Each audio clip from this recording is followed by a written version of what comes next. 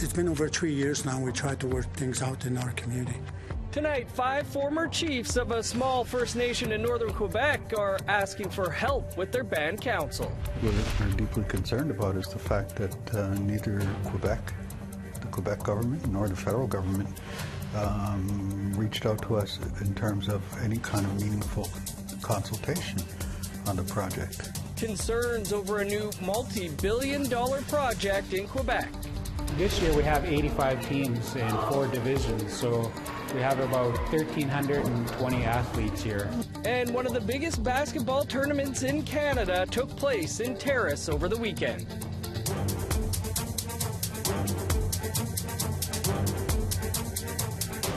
Good evening, I'm Dennis Ward. Welcome to APTN National News. 5 former chiefs of an Algonquin First Nation in northern Quebec were in Ottawa today to ask the Minister of Indigenous Services to intervene in a band council situation they say has become dysfunctional. Fraser Needham has more. One of the former chiefs at Tuesday's press conference was James Papati of the Kitsisakik First Nation. It's been over 3 years now. We try to work things out in our community. Before going to public, we had a lot of meeting with those people, tried to bring them back on the right track, but it didn't happen. They keep controlling, they keep doing what I call the abusing power over the general manager and also over the women of the community. And us, we had enough. The group is alleging there have been financial improprieties, conflict of interest, and harassment of band members.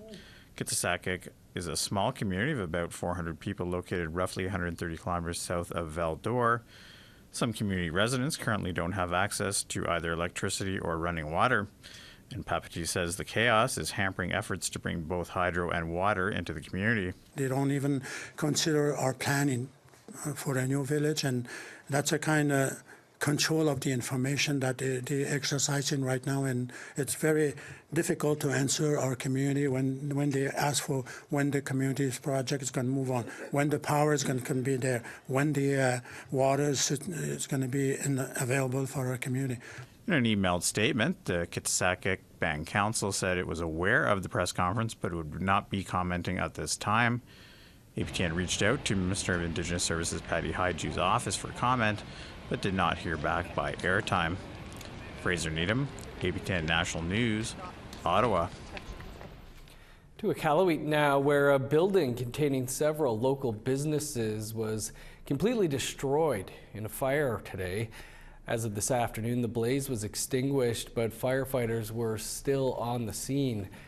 The building was home to Nunavut News, a local newspaper that's been an institution for 50 years. Also housed in the buildings was an Inuit-owned advertising and communication agency, as well as IUT, a language authority under the Nunavut Legislative Assembly.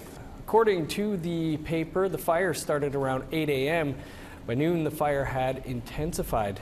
Parts of the street were blocked off and the fire was still being fought as of Tuesday afternoon. At this time, the cause of the fire is still unknown. The Mohawk Council of Kahnawake has denounced the governments of Quebec and Canada for what they claim is a failure to consult regarding the multi-billion-dollar North Volt battery plant project. Construction will pave over an important wetlands near Montreal. Maricel Amador spoke to Chief Ross Montour about the situation. My biggest right is my responsibility. My custodial responsibility to the environment. Last week, during a press conference in Montreal, the Mohawk Council of Kahnawake, along with several environmental groups, accused Quebec of prioritizing profit over protecting the environment. The groups claimed the government has been less than transparent and questioned their handling of the Northvolt electric vehicle battery plant project. Right now, what we're deeply concerned about is the fact that neither Quebec, the Quebec government, nor the federal government reached out to us in terms of any kind of meaningful consultation on the project. The $7 billion project was announced in September and will produce electric car batteries. The work on the future factory is in Montreal's South Shore. Construction began in January after receiving authorization by the Provincial Environment Department. At that site are endangered species. We have there 142 bird species, including 14 at risk. But Chief Montour said that the Mohawk Council has only had one meeting with the province regarding the future battery plant. They attempted to have one consultation with us where they said they didn't have a duty to consult. Okay, and I'm sorry, but I said I'm not sorry. You guys you're behaving like pimps. The federal government and the province will invest $2.7 billion for the construction of the factory. It is expected to be built by the end of 2026. Si on est ici aujourd'hui, c'est pas pour s'opposer à un projet, c'est pour demander au gouvernement d'arrêter de jouer dans la réglementation environnementale et dans les mécanismes de consultation publique à sa guise. Marc-André Viau, the Director of Governmental Relations with the environmental group Équiterre, said the lack of transparency by Quebec has eroded the public's trust in the project. Ce que le gouvernement a fait, c'est que le gouvernement a créé une réglementation pour que la compagnie ne soit pas soumise aux mécanismes de consultation publique du Bureau d'audience publique en environnement. Donc, à ce moment-là, la compagnie n'a pas à présenter tous les documents de façon publique. Although the Environmental Public Hearing Office is not a decision-making body, it requires public consultation on the impacts of any projects that affect the environment and issues recommendations. But for Northvolt, they streamlined the process. La mentalité derrière la vision du gouvernement, c'est vraiment de créer un cadre réglementaire spécifique pour l'entreprise. Et ça, c'est problématique parce que personne ne sait à quoi s'attendre. Northvolt did not respond to a request for comment. In late January, a Quebec Superior Court judge rejected an injunction request to stop the work by the Quebec Environmental Law Centre. The Mohawk Council of Kahnawake filed a lawsuit with Quebec Superior Court to demand orders requiring both levels of government to engage in consultation. Right now, there's a mediator that's been appointed, who's formerly functioned as a lawyer, is now a judge, and so we'll be looking at and discussing the merits of our motion there in a case management way, and then we'll see down the road whether or not there's further action to take. Quebec's Environment Ministry was unable to speak to APTN News before the deadline. Maricela Amador, APTN National News, Montreal. We'd like to hear what you think about the Northvolt project and the concerns raised, or anything else you'd like to reach out about. If you have a story you want to share, you can send us an email to news@aptn.ca. You can also read or watch our stories over on our website. That's aptnnews.ca. And you can find us online on your favorite social media sites, including TikTok, YouTube, LinkedIn, and X. Follow APTN News to join the conversation and see our latest stories. Caldwell First Nation and Parks Canada have put pen to paper on an agreement to co-govern a proposed national urban park in Windsor's West End. CTV's Sanjay Maru has the details and why this is part of reconciling with the area's Indigenous peoples. It's Canada's southernmost point, Point Pelee National Park, but this land serves as a cornerstone of a painful past for Indigenous people. Caldwell First Nation inhabited this park. We were burned out, our homes were burned out, and we were asked to leave. And we did. That was around the 1800s. Now in 2024, Caldwell First Nation is standing side by side with the federal government, signing a memorandum of understanding to explore shared governance of Windsor's proposed national urban park. We're both interested in exploring different options for the proposed urban park in Windsor, alongside other First Nations that may become involved and our partners in the Windsor area. The memorandum commits the federal government to explore opportunities for things like First Nations-led conservation, park operations, and wildlife management. It is not a legally binding contract, but Caldwell First Nation Chief Mary Duckworth says she has no concern about the distinction in the language. I don't have any worries about that at all. We spent 2 years talking about what it could look like and what needs to happen on both sides, so I'm not even worried. All national parks that are being established new, and there are many. As you know, we have a broad 30 by 30 agenda to create 10 new national parks, 10 new marine conservation areas, and 15 urban parks by 2030. And as we work forward on all of those, we're working in collaboration with First Nations and Indigenous partners across the country. Officials say there is no clear timeline on when the proposed national urban park will be designated, as Parks Canada continues to work toward establishing boundaries and agreements with lower levels of government. Sanjay Maru, CTV News. The Indigenous Screen Office, known for backing Indigenous-led films and TV shows, is branching out. Details after that, or on that, after the break.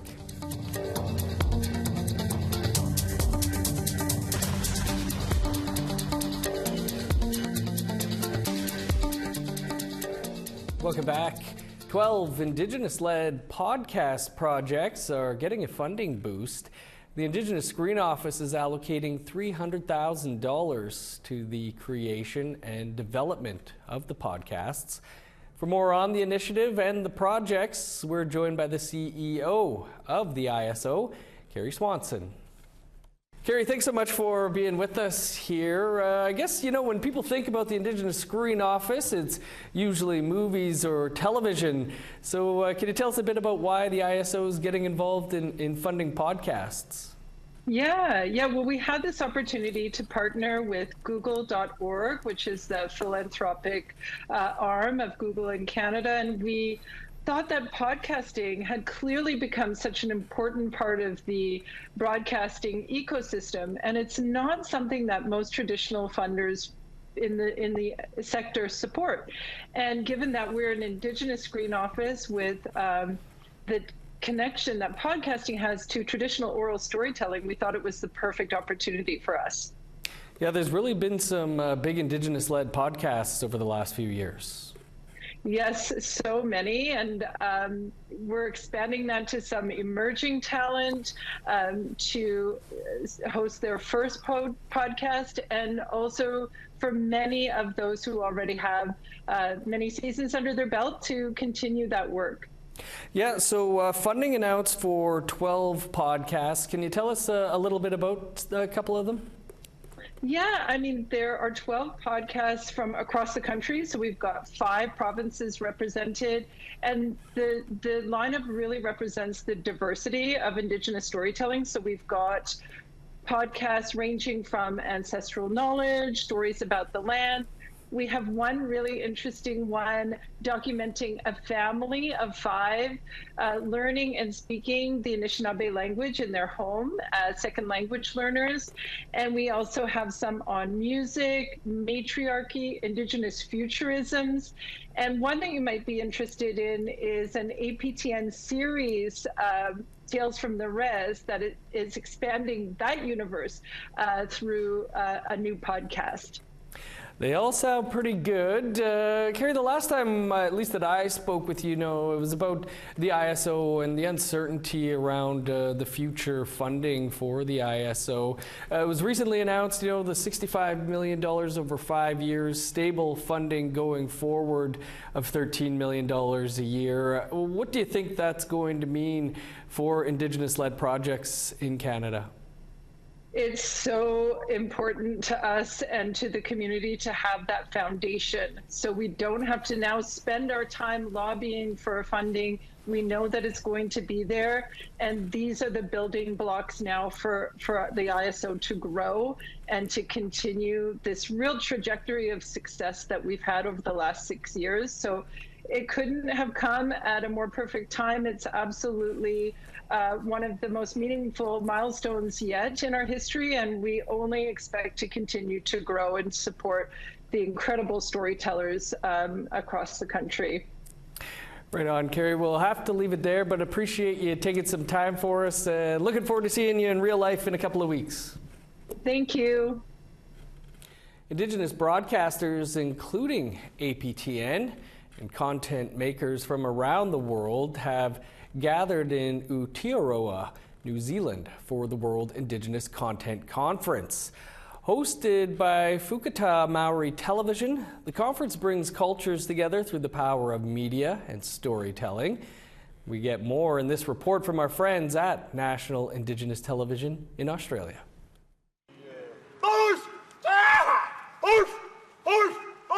A powerful welcome by a warrior through song and dance for the World Indigenous Television Content Conference. Hosted by Fukata Māori TV, the conference allows Indigenous creative minds from around the world to collaborate, be inspired and amplify their voices on the global stage and cultural exchange. We share our culture, our language, our mind, our heart. A week full of cultural exchange, panel talks and workshops. For the Sami people who have lived in northern Scandinavia for thousands of years, it's a chance to talk about issues affecting them. The Whitburn collaboration is really important for us. It's important for us to share the knowledge, to share best practices. We already gained a lot of inspiration. Language preservation and culture has been a key theme of the conference, as well as the importance of Indigenous storytelling.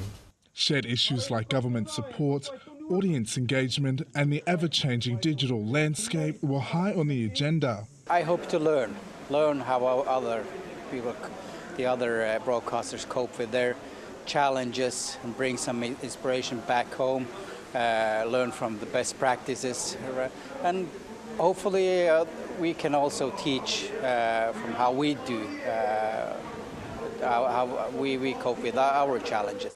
Coming together with thousands of years of knowledge and history and moving into a platform of storytelling.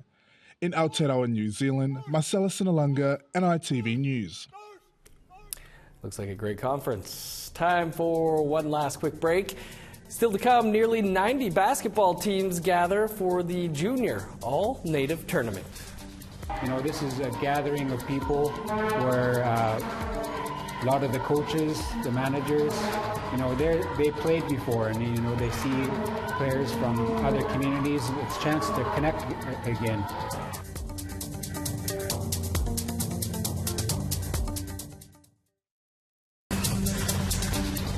Welcome back. Time now for our photo of the day. Landscape photography extraordinaire Clarence Jones shared this picture where the Bulkley River flows into the Skeena River, the Gitxsan Nation. Another amazing photo. Thanks for sharing as always, Clarence. You can send your photos to share@aptn.ca for the chance to be featured as our next photo of the day. Now let's take a look at tomorrow's weather forecast. Starting on the East Coast, 8 in Halifax, 11 for Fredericton. -3 with flurries in Kuujjuaq, snow and 4 below in Nain. 14 in Montreal, +8 for Val-d'Or and Chibougamau. 7 above in Sault Ste. Marie, +2 in North Bay. -5 with snow in Thunder Bay, snow and 11 below in Sioux Lookout. -10 for God's Lake, 8 below and snow in Norway House. -6 for Winnipeg, cloudy and 11 below in Dauphin. Sun's out and 0 in Regina, -1 for Saskatoon. -4 with snow in Meadow Lake, 6 below in La Ronge. In northern Alberta, 0 with snow in High Level, cloudy and 5 for Grand Prairie. 10 in Edmonton, 6 in Lethbridge. 9 for Vancouver, 11 in Victoria and Kamloops. 8 for Prince George, 10 in Smithers. -7 in Old Crow, +7 in Whitehorse. -3 for Yellowknife and Norman Wells, 1 below in Wrigley. -21 in Sachs Harbor, 1 below for Paulituck with snow. -14 in Chesterfield and Whale Cove. -15 for Resolute, Arctic Bay and Joe Haven. Over 1,300 young athletes from BC First Nations communities gathered in the city of Terrace last week The youth came to compete in one of the largest basketball tournaments in Canada, the Junior All-Native. APTN's Lee Wilson reports. Nearly 90 basketball teams represented their communities at the Junior All-Native tournament. The youth competed against each other in 4 divisions from Monday to Friday, the first week of spring break in the province. Evan Gabriel and Eli Hall say they are proud to represent the Mohawk Nation, located on BC's Central Coast. They put in lots of work for a chance to play. A lot of practices. Yeah, a lot of practices, fundraising. Yeah, it's been lots of fundraising. It's crazy. The Niska Nation is the tournament's host this year in the city of Terrace in northern BC. Due to the size of the games, in order to provide accommodations and arenas, the Niska held the Junior All-Native in Tsimshian territory. Michael Davis is one of the managers. He explains how big the event is for the community. This year we have 85 teams in 4 divisions, so we have about 1,320 athletes here. That's just the athletes, so you think about the managers, the coaches, the chaperones, so there's quite a bit of people in town this week. According to Davis, the Junior All-Native allows communities to come together. We like to gather, and this is a gathering of people where a lot of the coaches, the managers, they played before, and they see players from other communities. It's a chance to connect again. The arenas were packed with fans cheering on athletes and volunteers making sure the games were a success. The youth tested their basketball skills against other nations in a double knockout basketball tournament until one team was crowned champion. It's pretty fun to see other nations play ball with other nations. Yeah. The Junior All-Native Committee says the tournament is not just about basketball, but improving youth mental health. We're trying to bring inclusion in, and we're trying to build up the self-esteem, the wellness, and through sport, that's a great way to learn. Kelowna was announced as the location for next year's Junior All-Native basketball tournament. Lee Wilson, APTN National News, Terrace. Looks like a lot of fun. Welcome back to our Lee Wilson. Well, author and former broadcaster Michael Hutchinson is our guest on an all-new episode of Face to Face tonight, right here after the news. Hutchinson is a familiar face for viewers, as he was the former host of APTN National News and Face to Face. Over the past 5 years, he's been writing the Mighty Muskrats mystery series for young readers. The books have been compared to the Hardy Boys, but with Indigenous characters. Hutchinson says he wanted to write books that educated Indigenous and non-Indigenous youth about First Nations issues and history. But me being in media and being in First Nation politics for a long time, I get these questions from Canadians a lot of times about First Nations and First Nation issues. And so what I wanted to do was write a book, not only for First Nation kids to see themselves, but for also young Canadians to learn about the First Nation history and about some of the things. And the one thing about history, is you can know it in your head, but it's something completely different to understanding in your heart how that affects families and how that affects kids. You can catch our interview with Michael Hutchinson right here in less than 2 minutes. We're all out of time for your APTN National News for this Tuesday. For news anytime, you can visit our website, aptnnews.ca. I'm Dennis Ward. Marcy Miigwech, thanks for being with us. Stick around. Face to Face is up next. We'll see you back here tomorrow.